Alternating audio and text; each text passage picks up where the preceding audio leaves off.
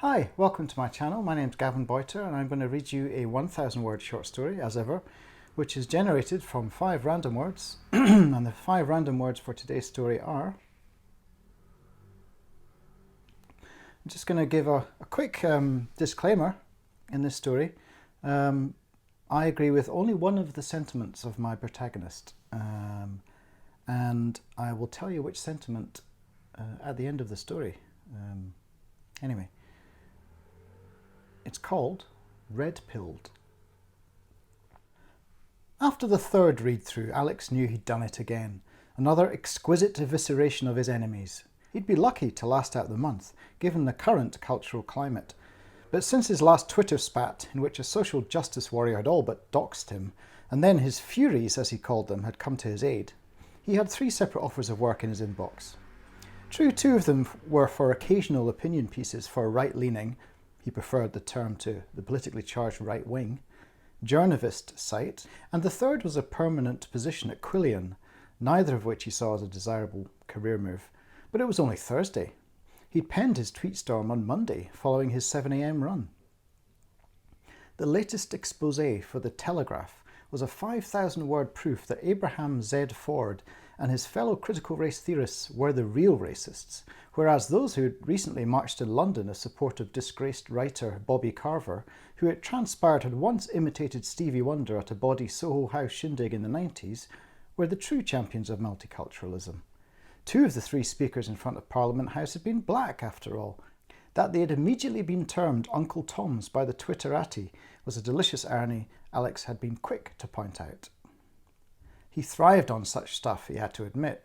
His husband, Bobby, a Malian immigrant, an inconvenient truth which drove libtards practically apoplectic, often called him a raging egocentrist.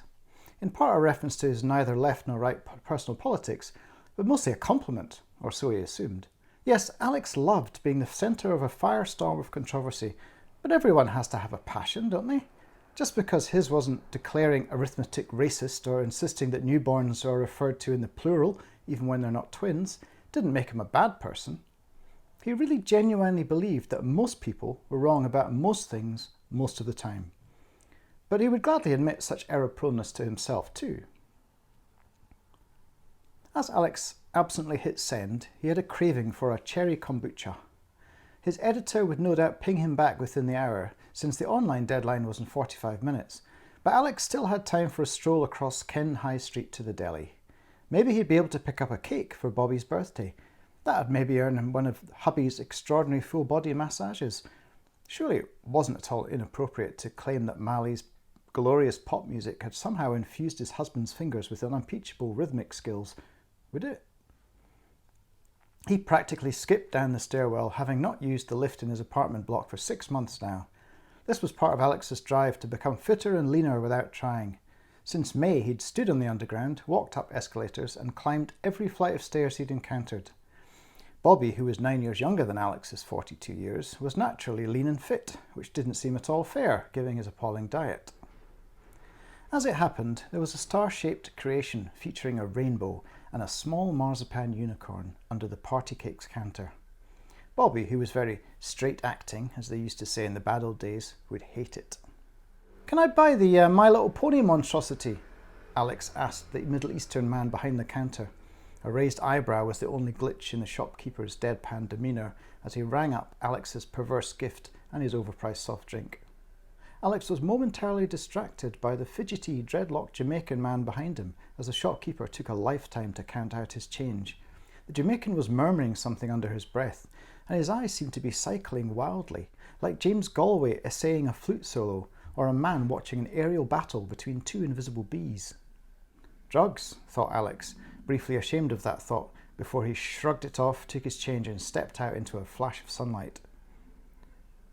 Dazed for a moment, he noticed the pedestrian lights were completing their countdown. 3, 2, 1. You had to wait for ages when the red man appeared. Alex bolted, the idling bus at the intersection already beginning to edge forward. He felt a momentous tug from behind him, and the cake pirouetted out of his hands as Alex turned to see the crazed face of the Jamaican way too close to his own.